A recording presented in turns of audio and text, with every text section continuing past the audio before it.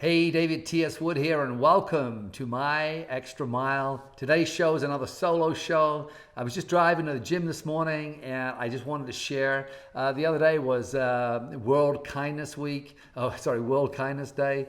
But I really sort of dug into just one philosophy around projections, about how our history can create a way of us projecting what's going on inside of our body and then attracting and often crappy things to our lives. And when we understand this superpower of how we can adjust this projector, how we can really understand the power of kindness, it's truly remarkable. So enjoy the show. And again, you know what to do. Please get involved. And the notification button is amazing, because that will let you know when a new show drops. And again, be the first to comment.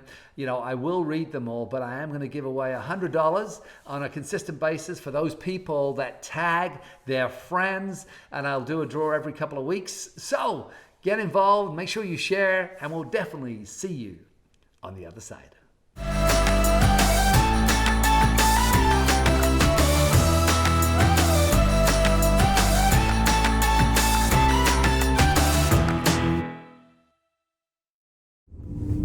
Morning, everyone. Just off to the gym. Actually work out 5 days a week with my trainer, and I typically do a day on the weekend as well. So I try and do 6. Sometimes I miss on the weekend, but never during the week. So anyway, as I thought I was driving there, I thought I'd have a quick chat. It takes me about 10 minutes to get there, so it won't be a long show. A couple of days ago, it was World Kindness Day. So I thought, let's talk about it for a sec, because for me, it's one of the most important words in the English language. And I'm not even sure the root of it, why someone, the twists and turns of life lead someone to kindness. Now, I do a lot of random acts of kindness. It's kind of how I contribute, and crazy stuff. We bought homes for people, cars for people, all the way down to giving my socks to a stranger on the street. I mean, buying shoes. I mean, anything, food. So kindness, I don't want to talk about that kind of kindness, although we could do a whole show on that, because it may inspire a lot of people to think about how many opportunities present themselves every single day to be kind. And I'm talking about really moment by moment. If you're really aware, the opportunity for sort of kindness is always there. So the random act of kindness, again, maybe we'll do a whole show on that and give you some more ideas and thoughts, because there really are some ingenious, fun ways, and also things you could do with groups. When we bought the house, I did it with my friends Suzanne and Paul, and that was in Belize for a beautiful guy called Jesse and his soon-to-be wife. For them, it would have taken 15, 20 years to buy a house. And for us, it wasn't a huge amount of money down there, right, to do that. So anyway, so let's talk about what the kindness I really want to focus on, which is, this whole premise of we don't see the world as it is, we see the world as we are. And so for those of you right now that are struggling in certain areas, regardless of the areas, if you're struggling at all and you're having conflict, or you're angry or upset, or that you feel like things are happening to you, you don't understand, especially during this time. I mean, I'm recording this during COVID. You may be listening to this in 2 years, in which case it doesn't have to be about COVID at all. But the idea that there's a guy driving so close to me at the back. Obviously he's in a hurry for work, or late, or she. I can't really tell if it's a man or a woman, to be honest. But the idea though about kindness, about how we see the world. So whatever I believe this to be true, and it's something I practice, right? Which is, and you can try it. Try acting closed or grumpy or frustrated, I see this a lot at airports. Airports are great places to see, tension amplified, because for some reason, a lot of people become dicks at airports. And of course I travel a lot, so I spend a lot of time in and out of airports. And I love watching people. But it's like, I mean, do you really understand that you're about to climb into a little cylinder that's going to go up to 36,000 feet, and someone's going to bring you coffee or tea or a martini or a glass of wine or a beer and peanuts and a meal, and you're going to arrive pretty much on time most of the time, like minutes out of where they say you're going to be, a couple of minutes early, a couple of minutes late.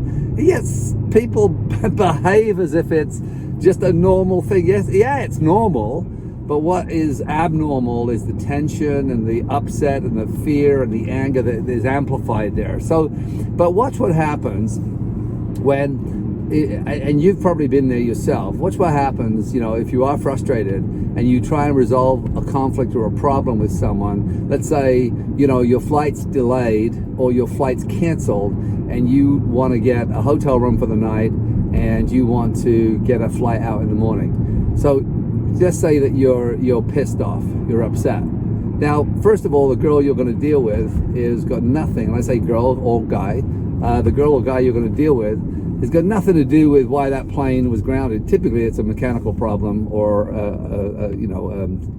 a problem with staffing.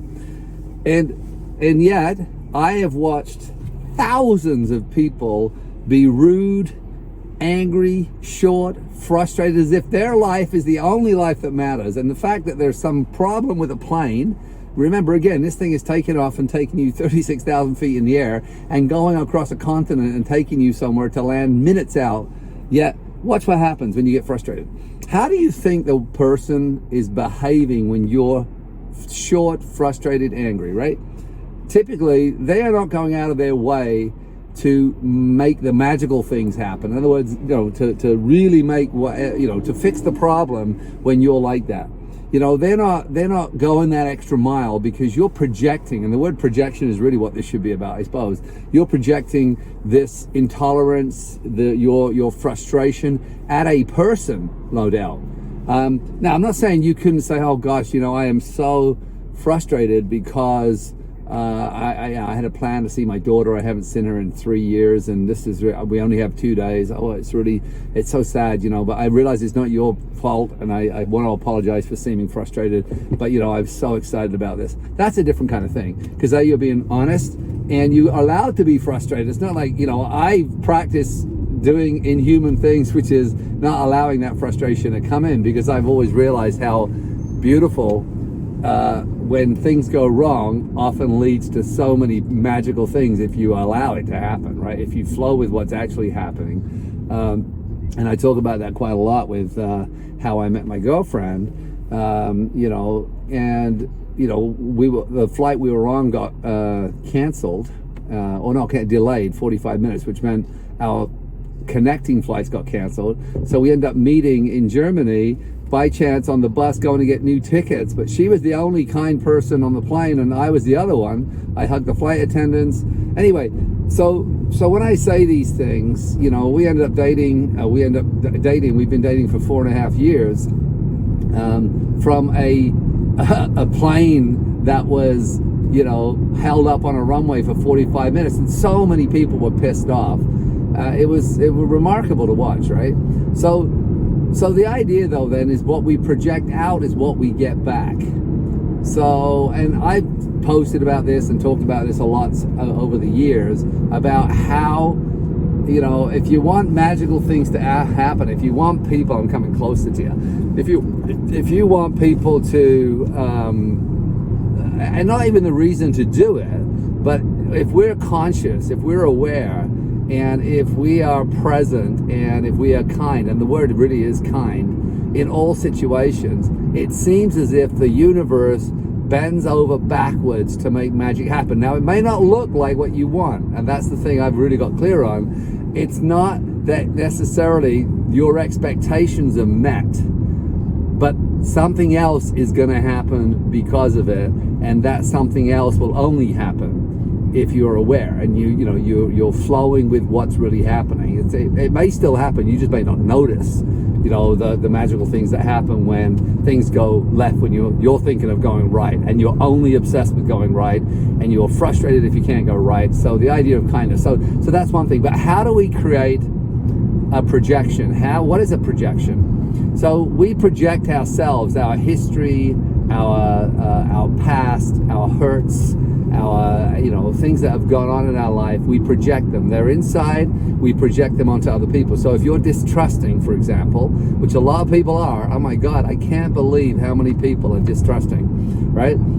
Because you were hurt once, or somebody did something once, you carry that burden and you bring it into every relationship you're having, and you bring it to the relationships.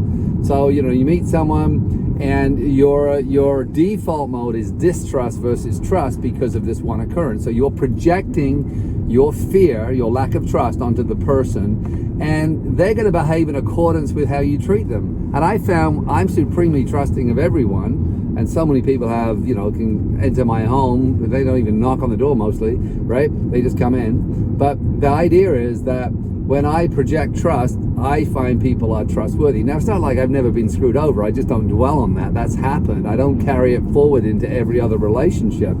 So projection, let's talk about that. Trust is one, right? Like ladies, I'll say you and men. I keep saying ladies, but ladies or men, you've been hurt in a relationship. How often, once you've got hurt in a relationship, do you project that hurt from a previous relationship onto the relationship you have? And you don't go in with everything, you don't give everything, you guard a little bit. So you're not tasting the fruit of a succulent relationship because of a projection from the past that you're willing to bring forward. Now, even if you've been hurt 2 or 3 times, that comes down to choices, and not comes down to the person. Because you choose the right person, you're going to get the same result or the right result based on how you project forward. So that saying, though, we don't see the world as it is, we see the world as we are. And then the bit I've added to that, which is, and the world treats us accordingly. So if we go through life distrusting, we are given many, many opportunities to feel distrust. It's almost like we project an energy and we get in return, more things happening. And if you understand how the brain works, there's a part of the brain called the reticular activating system. And that RAS, as I call it, right, will make us only aware of the things we think about. So when we understand that, then it makes sense that if you're thinking that people are distrusting, your non-conscious mind is constantly scanning the environment to make you right. And you're going to see and notice, you'll notice someone looking sinister or a stranger in the neighborhood, right? And your mind will go to, I wonder what they're up to. You start to project fear. You start to notice fear. And I believe, this is just my own personal experience, that we start to attract more of that, right? So it's very, very important then, so that where kindness starts, the root of kindness then is the root of how we talk to ourselves. It's the language that we use consistently on ourselves. So if you notice any fears or limitations or projections that are negative, I mean a negative projection, which is a fear-based projection, any of those things, if you notice them, it's not, we can fix them. You just got to become aware of what you're doing. How am I projecting? Practice in situations. So the next time you're in a situation where normally you project frustration or anger, right? How do you practice not doing that? And then watch what happens. Instead of getting immediately angry or frustrated, that you become curious or you're generous or kind. What happens to the people around you? They start to behave in accordance with the way that you are. Which, isn't this a phenomenal way to think, is that you can sort of live in a life, or you live a life of your own making, right? So I'm just at the gym right now. You live a life of your own making, which means that, you're like the ultimate wizard. What's the female version of a wizard? It's not a witch, right? And so, you've got this sort of ultimate power to say that, hey, I create the world I'm in. I create the reactions I have. I'm the ultimate manifester, where I can have really whatever I want, as long as I'm aware that what I'm doing is bringing back to me in tenfold So if I'm being an asshole, I seem to get a lot of asshole things happening to me. If I'm frustrated or something, and you see this, you watch people, some people just blow up at this. I mean, I've watched people be so rude to a store clerk about something and screaming and yelling. And what I really wonder is, what is their life like? How, and because they're like that, and because they're putting shit out all the time, they get so much of it back. People don't like them very much. People are closed. People anticipate their anger, or people don't want to be around them, so they feel lonelier. So what do? They get angrier and they project more shit.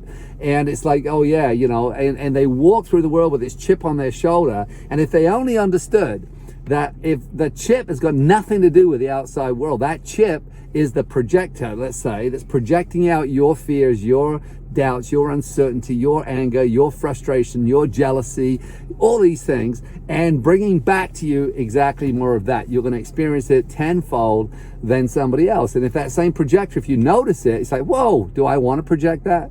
So where's that root of that? Well, how am I talking to myself? How kind am I to myself? So the root of it is always, for me, is, how do I create the world I want on the inside so I can project out kindness, love, generosity, fearlessness, warmth, kindness, all these different things. I can project them out. And what happens is, and I'm not doing it for that reason, it's just better. You feel better. You feel, or I feel better. I feel like I live in this magical world, right? And so imagine that, your kindness on the inside creates this magical world on the outside. Because even when shit happens, you don't interpret it that way. It's just, oh yeah, planes do get grounded.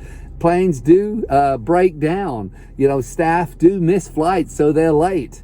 So that's part of it. So when it happens, it's, oh yeah, I understand. And then when you are like that, this is what happened, how I met Asta, is all of the people we met that night were blown away with how kind and gentle and, in the moment we were, that we ended up with the best room, not the same room because we just met, but the best room on the executive floor of the best hotel that was closest to the airport. And it was just this magical thing, one after the other, because of how I showed up at the desk. Hey, what I said to her, I said, listen, I understand. I can see everyone's angry. I said, do you need a hug? That's my opening line. And by the way, thank you so much. I mean, I understand, there's a lot going on, so I understand you may not be able to help me. So, and then I talked to her about it, said, I've just met this girl. Could we at least stay in the same hotel? Would that be possible? And she's like, of course, wait, let me. And she said, look, I found you the best hotel and here's a club floor. Thank you for being so kind. Imagine, projection, what we project out, we get back. And so, but we're not putting it out to get back. It's just the magical force that happens. So, notice what you're projecting. Notice your projector. Does it need fixing? Does it need a new reel? If so, get working on that and watch what happens on the outside. Say this with me one more time. My inner world creates my outer world. What I think about, I bring about in the world. If I think negative thoughts, I'm going to bring negative things in my life, right? So stop it. 2 little words. Stop it. All right. We'll definitely see you on the other side. I got to go work out. Do you want to see my gym? Here we go. Ready? Beep, beep, beep. There we go. The Aspire Training Center. All right. See you later, guys.